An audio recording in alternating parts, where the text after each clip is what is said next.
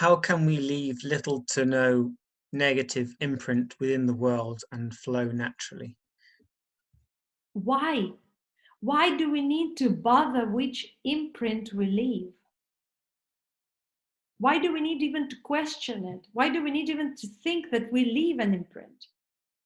We want to leave an imprint because we feel so disempowered that we start empowering every step we make. You see what a paradox? Oh, this yogi lived here. Let's make a temple out of this cave. Oh, this saint was pooping here. Let's put a monument. Why? Why do we empower fragments of existence rather than learn that we are the existence? Kind of a question. I understand. I will answer to this question from all dimensions point of view. Now I will read it again. How you put it there? How can we leave little to no negative imprint? Why do we leave positive imprint? What is this? Because, for example, the act of pooping is not usually considered as something positive when you observe it from outside. When you do it yourself, it's very relieving, very positive. Now, what is the act of pooping? Is it positive or negative? None. It's just the act. And so each and every act, even the most horrendous to our understanding and the most pleasant to our understanding, can be seen.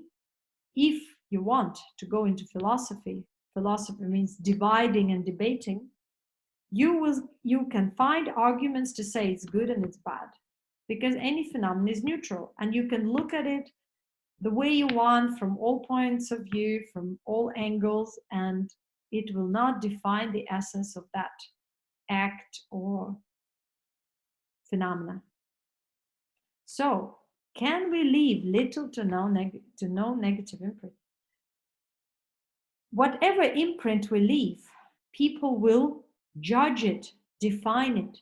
That's where some prophets, or a little bit more of all spiritual beings, used to say, don't judge, don't bring your logical mind, don't divide in your consciousness, don't move your consciousness. Because as long as you start moving your consciousness in a very limited way, in a very squarey way, in a very obscure way, which means current degraded human context way, you see everything in a very obscure, misleading way. We don't leave any traces as long as our consciousness does not come back and empower that which has been done, or that is being done, that which is being done. So, for example, when you are purely, without second thoughts, expressing yourself as you are, absolutely freely, without any, obstacle within yourself, that doesn't leave any imprint anymore. It is a pure transmission.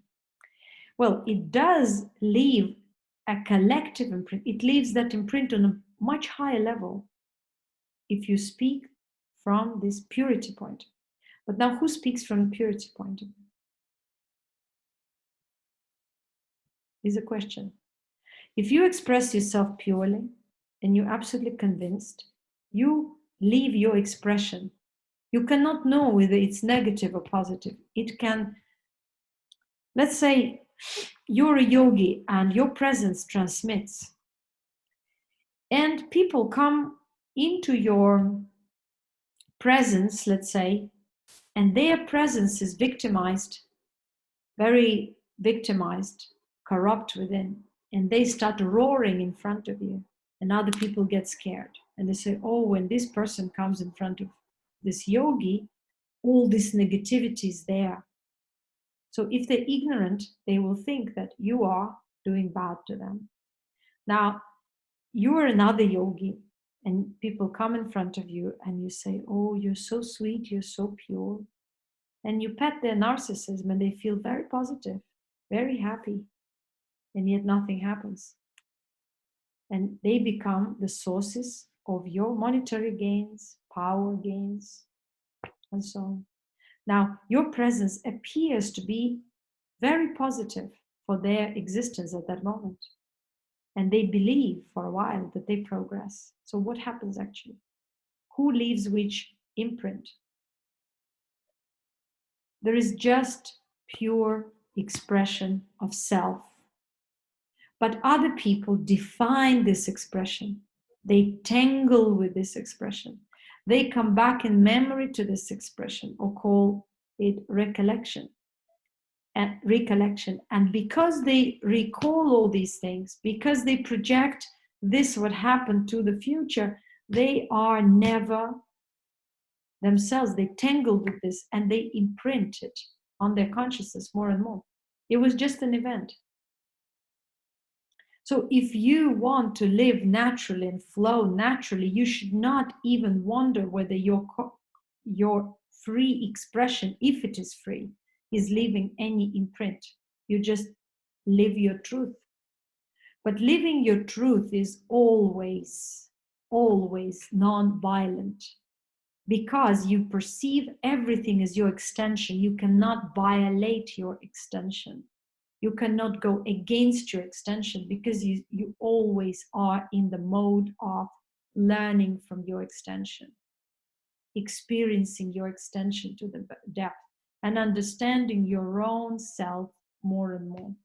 If your perception of reality is like this, you're just flowing naturally, and there is no unnatural expression which is posing, becoming something, appearing, trying, all of these are become irrelevant.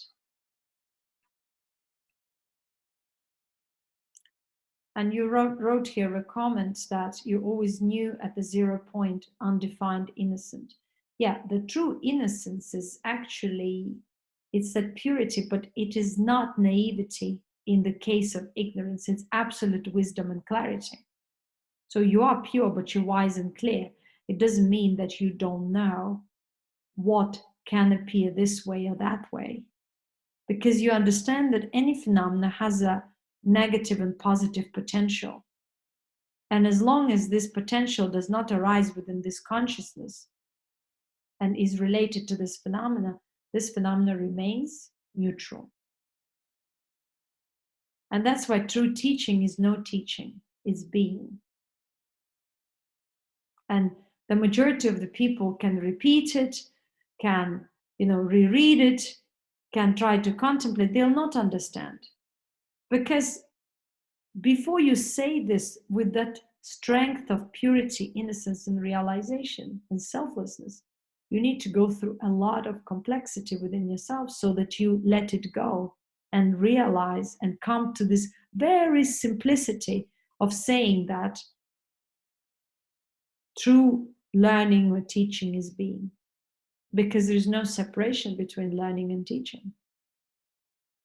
The actual, you can say, evolution is not about growing and in extensions, like some people think, growing in following, growing in this, because this is such knowledge that you cannot grow in following. You don't even need to, you don't even want to. It is not about that. The point here is that your emanation is invincible to all that of a human perception, of a human perspective. You grow beyond the human perspective, and you just dwell in your own simplicity. You don't need anyone to define you. You don't need anybody to learn from you, or you don't need anyone to come and tell you that you're this or that. You don't need to teach or heal. This is the point. But most of the people come to any kind of path, whether it's a political path, scientific path, spiritual path, they want to be. There's such a sense of discontentment that they want to excuse their existence by creating ideas of becoming something, being something. If you are the being, you don't need to be anymore, you are, right? You don't need to practice yoga or meditation. You are yoga, you are meditation, you are being and flow. And it's all these words don't make sense for your natural being, because they are all a part of that. They are your existence.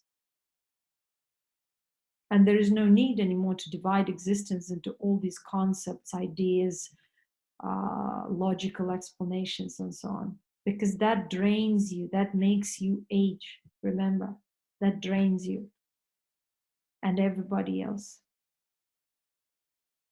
Plus, when you start citing with something, or you want to belong to something, you give a part of you to that. A part of yourself to that. You again disempower, because you submit that free will to support that. That's why wise men, they never support anything. They don't believe, they don't disbelieve. They understand that everything has a right and a time and a space to be. And it plays a certain role for the phenomenal world, for some individuals, in their journey and whatever, but that's not my story. That's not their story. That shouldn't be your story. Your story has to be the story of your own existence, where you are deepening your perception and understanding that much of that we've learned and know of ourselves is false. And even if you know that it's false, it's not the end, it's only the beginning, where you start trying to come out of this human limited perspective into understanding the depth of overall, existence on multidimensionality. Yet all of this these dimensions, they are not in contradiction or war with each other. They sort of exist there, and yet they are all inseparable from existence. And this existence is nothing to compare with, or to even imagine with our senses or currently limited human faculties.